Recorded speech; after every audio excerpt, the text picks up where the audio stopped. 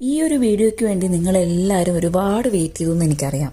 ഇതാണ് Amsterdam day 2 നമ്മളെ boat riding.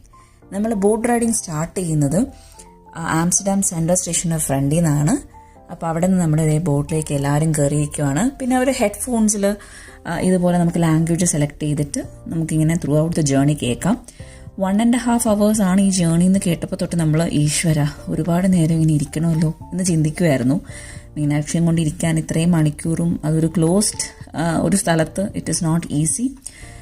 Well closed ആയിരുന്നു കേട്ടോ ഈ ഒരു ബോട്ട്. അതുകൊണ്ട് തന്നെ സേഫ്റ്റിയുടെ കാര്യത്തിൽ നമുക്ക് ഒട്ടും പേടിയില്ലായിരുന്നു.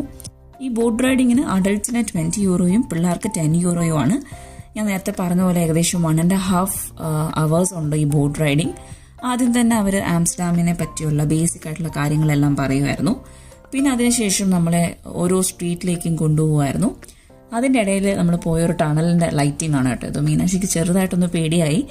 ആൻഡ് പിന്നെ ഈ സ്ട്രീറ്റിൽ കൂടെ നമ്മളിങ്ങനെ പോകുമ്പോൾ നമ്മൾ പകൽ സ്ട്രീറ്റിൽ എങ്ങനെയായിരുന്നു നമ്മൾ നേരത്തെ വീഡിയോയിൽ കണ്ടു, രാത്രി എങ്ങനെയാണ് ലൈറ്റിംഗ് ഒക്കെ കിട്ടുന്നത് ഭയങ്കര ബ്യൂട്ടിഫുൾ ആയിരുന്നു കേട്ടോ കാണാൻ. ആൻഡ് ഇങ്ങനെ കുറേ കാര്യങ്ങൾ അവർ പ്രൊജക്റ്റ് ചെയ്തിട്ടുണ്ടായിരുന്നു. ഇങ്ങനെ ഒരു മനുഷ്യൻ ഇങ്ങനെ നിൽക്കുന്നതായിട്ട്. ഇതൊക്കെ ശരിക്കും പറഞ്ഞാൽ മേളിലാണ് കേട്ടോ. ഈ ലേക്കുമായിട്ടൊരു ബന്ധമില്ല, കുറച്ച് മുകളിലോട്ടാണ് ഇത് പ്രൊജക്റ്റ് ചെയ്ത് നിൽക്കുന്നത്. കണ്ടോ ഫിഷ്, ഇതൊക്കെ എനിക്ക് തോന്നുന്നു ഒരു ത്രെഡിലാണ് അവരത് ചെയ്ത് വെച്ചിരിക്കുന്നതെന്ന് തോന്നുന്നു. ആൻഡ് ഇതൊക്കെ കളറ് മാറുന്ന പില്ലേഴ്സ് പോലെ അറേഞ്ച് ചെയ്ത്. ഇത് ഭയങ്കര രസമായിരുന്നു കേട്ടോ കാണാൻ. നമുക്ക് ഡേ ടൈമിൽ സ്ട്രീറ്റിൽ കൂടെ പോകുമ്പോൾ ശരിക്കും പറഞ്ഞാൽ നമുക്ക് കാണാൻ പറ്റത്തില്ല ഇങ്ങനെയൊക്കെ സാധനങ്ങൾ ഇവിടെ വച്ചിട്ടുണ്ടെന്നുള്ളത്. പക്ഷേ രാത്രി ആകുമ്പോഴാണ് ഇവർ ലൈറ്റിംഗ് ഇട്ട് കഴിയുമ്പോഴാണ് നമുക്ക് ഭയങ്കര ഒരു അത്ഭുതം ഫീൽ ചെയ്യാറുണ്ട്. ഇതൊക്കെ എവിടെ ഉണ്ടായിരുന്നു ഇതിൻ്റെ ഇടയിലെന്ന്.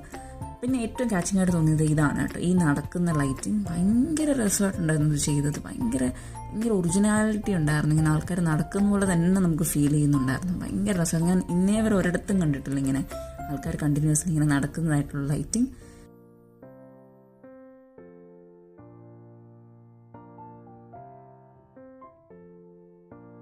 പിന്നെ ക്രിസ്മസ് ആയതുകൊണ്ട് തന്നെ ഒരു സ്റ്റാർ, നല്ല ഭംഗിയായിട്ട് വലിയ സ്റ്റാർ ഉണ്ടായിരുന്നു.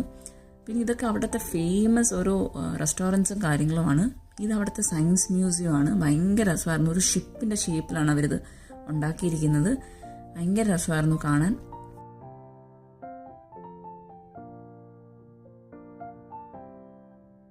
പിന്നീട് എനിക്ക് ഇഷ്ടപ്പെട്ട വേറൊരു കാര്യം ഈ ഫ്ലവറിൻ്റെ പെറ്റൽസ് കേട്ടോ.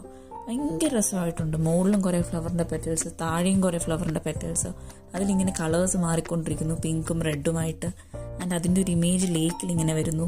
ഭയങ്കര രസമായിരുന്നു കാണാൻ. അപ്പോൾ അതോടുകൂടി നമ്മളെ ബോട്ട് റൈഡിങ് തീർന്നിരിക്കുകയാണ്. എല്ലാവർക്കും ഇഷ്ടമായെന്ന് വിചാരിക്കുവാണ്.